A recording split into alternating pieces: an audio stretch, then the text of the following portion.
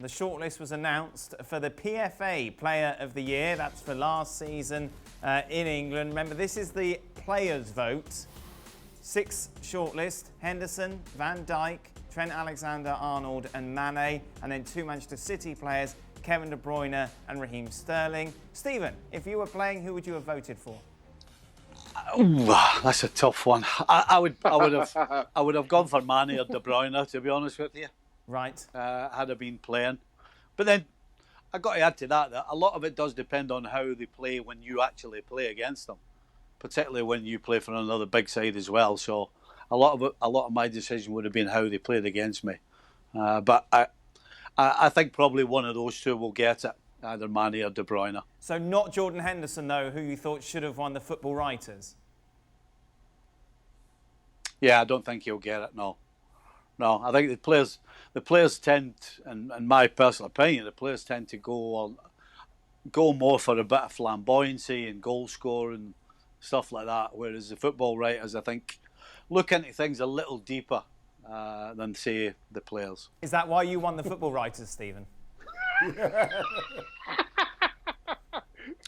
Well, let me tell you something. The guy who won the PFA award was a centre forward, and I won the Sports Writers Award. So the way I've just explained it to you previously would suggest that would be the case, Daniel. Beautiful. No, I think that's nice. Shaka, who would you vote for?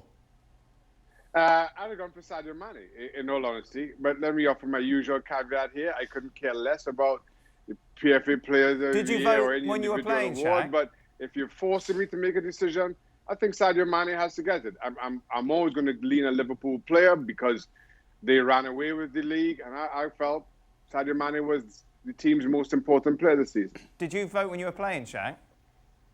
I did up until 1999, and then I stopped. Oh, why did you stop? Well, 98-99, Manchester United won the treble, and somehow David Ginola won PFA Player of the Year, which made absolutely no sense to me. So I was like, this is a waste of my time. So I just stopped voting after that. Gab, who would you vote? You're not allowed to vote. You could vote in the Football Writers, but who would you vote for this? And would it be different, by the way?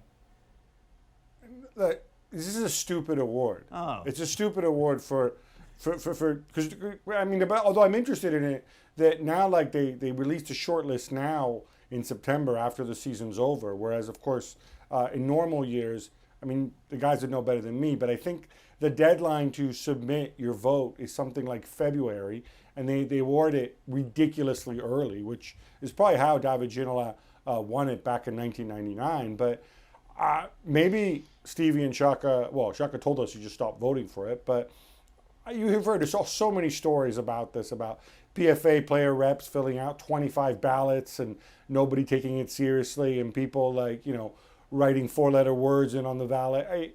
This is not, I think, something to be taken particularly seriously, but out of those 6, I would have gone with Trent Alexander-Arnold. Why? Yeah, Liverpool won the title. He's a good right back, blah, blah, blah. Who cares? I mean, no, seriously. ESPN FC's chief writer.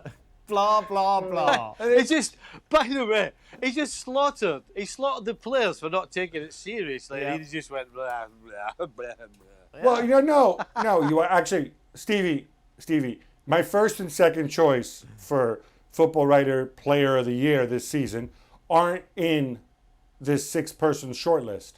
So, what do you want me to say? Who did you I'll want go then? along, join the Lemmings. Well, can you tell us?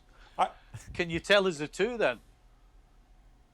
The two were Allison and Danny Ings.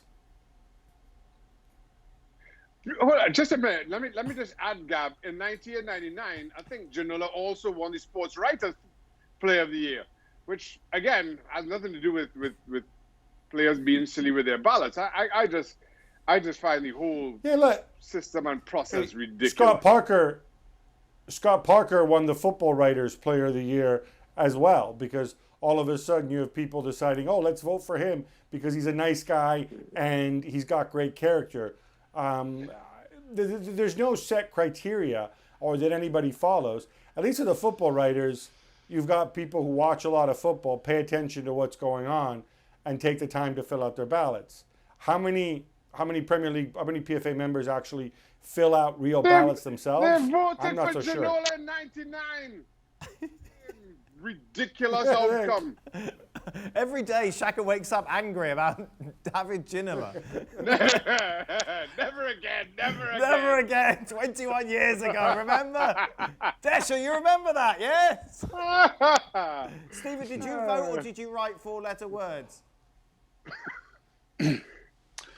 I've got to tell you, in the early 80s when I joined Liverpool, I just did what everybody else did. And at that particular time, it wasn't taken that seriously. I mean, the Scottish guys were filling out a Scotland team basically for the PFA awards. But I do have to say, kind of creep into the middle 80s, then it kind of turned around and actually people did take it seriously. So I'd have to say from probably 85 on, 86, it was done properly. But before that, no, it was a carry on.